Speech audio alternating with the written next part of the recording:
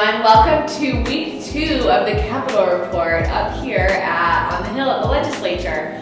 As you can see, Michael's not here today. He decided that, living in Utah, he might as well go take advantage of this great powder that's out there, which unfortunately some of us can't do this year. So we'll let him have his fun for today. So you're stuck with me giving some updates on what's happened this week, and it certainly has not been a dull week at the legislature. There's been a lot that's been happening, and we're excited to give you kind of a rundown of everything that's going on.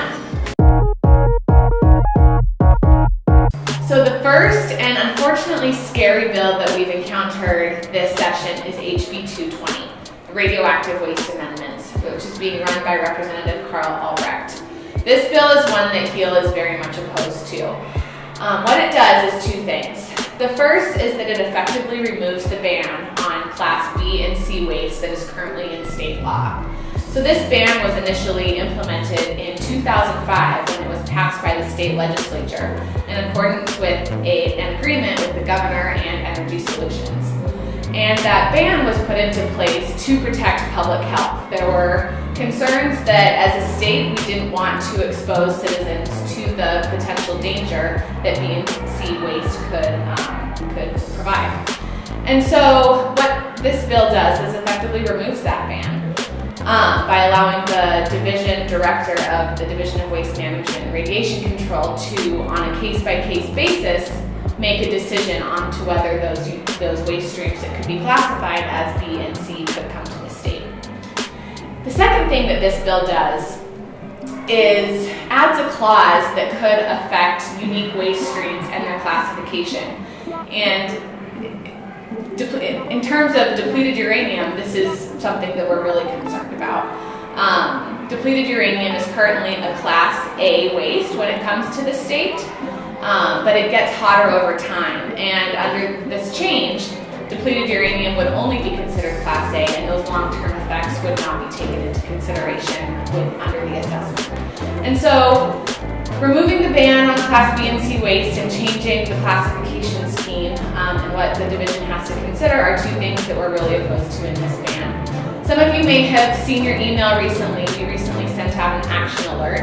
We'd love for you to contact your representative and tell them you do not want them to vote for this bill. You can do that at www.healutah.org/actionalert. For those of you who tuned in last week, you may remember Michael talking about energy storage systems and the important role that they'll play in the widespread adoption of renewable energy. Renewables. This year, we're in the process of working on a bill with Senator Derek Kitchen to help spur the adoption of this technology. But we've also seen a second bill come out, SB 11, run by Senator Lincoln Fillmore. What this bill does is create a $5 million grant fund that can be used to spur both development and deployment of energy storage systems throughout the state. So we're really excited about the potential of this bill and what it can do for renewable energy. One of our priority bills is starting to make its way through the legislative process, and we're really excited about it. So this is HB 139, or Motor Vehicle Emissions Amendments, which is being run by Representative Angela Romero. If you can remember, this is our coal roller bill, which we've been working on for the past couple years. Last year during the session, it didn't quite make it through the entire process, and we're hoping that this year it'll sail through so that we can get it passed and not have to worry about it anymore. What this bill does is basically increases the fines and enforcement on people who roll coal. And if you remember what that is, it's when people illegally tamper with their diesel engines, and it allows them to spew black smoke onto pedestrians and bicyclists and just into the air if they feel like it, which is a practice we really don't find great and not good for air quality or for public safety. So this bill is actually going to committee today, to the House Transportation Committee. I'm going to go be presenting on it with Representative Romero in about an hour. And so we'll let you know what happens. If you want to follow along, our bill tracker will be updated as soon as we know what the results of the committee is. You can follow along at healutah.org/bill tracker. Finally, we just wanted to give a brief update on the $100 million the governor has put into the budget to spend on air quality. We're starting to see that money pop up in different bills and appropriations that have been filed over the past couple weeks. The difference between a bill and an appropriation is that a bill really is a change in the law of some kind that's specified in the code. So any money that's associated with that bill is there to help fund the outcome or what the purpose of that bill does. An appropriation is just a specific request for funding to fund a particular program or action that does not require a change in law. An example of an appropriation that has been filed for this year is that the state wants to create a teleworking program to spend some of this air quality funding on. They're also thinking of creating a fund to add to vehicle fleet improvements as well as building energy efficiency for buildings that are owned by the state.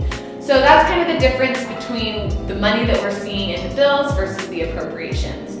Examples of where that money is going to in the bills is, for example, our Free Fair Days bill that we're working on with Representative Joel Briscoe.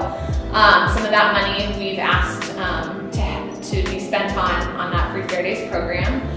We also expect to see a wood stove changeout program coming up, as well as the freight switcher mitigation bill that we're working on, HB 98, and that we've been following. Those are examples of some of the bills that have money attached to it that might be taken out of that $100 million. So that's kind of an update on where that money is. We'll be following those bills and appropriations individually throughout the process to hopefully make sure we get all of that money spent on air quality this year. So thanks so much for tuning in today. Hopefully that was a good summary of the bills that we're following for the week. If you want to stay up to date in real time, go to healutah.org/bill tracker. We update our bill tracker every day so that you can see where in the process all of the bills that we're following are. And don't forget, fill out the action alert for HB 220 radioactive waste amendments, because that's going to be going through the process over the next week or so, and we want to make sure that your voice is heard. So contact your representative, and you can do that through www.healutah.org/action alert. Thanks again, and we'll see you next week.